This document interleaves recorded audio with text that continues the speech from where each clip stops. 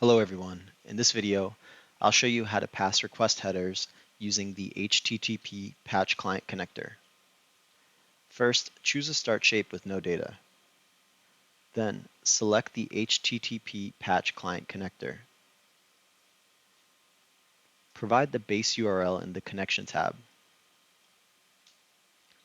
Next, the operation will automatically be selected to patch. Add a set property shape.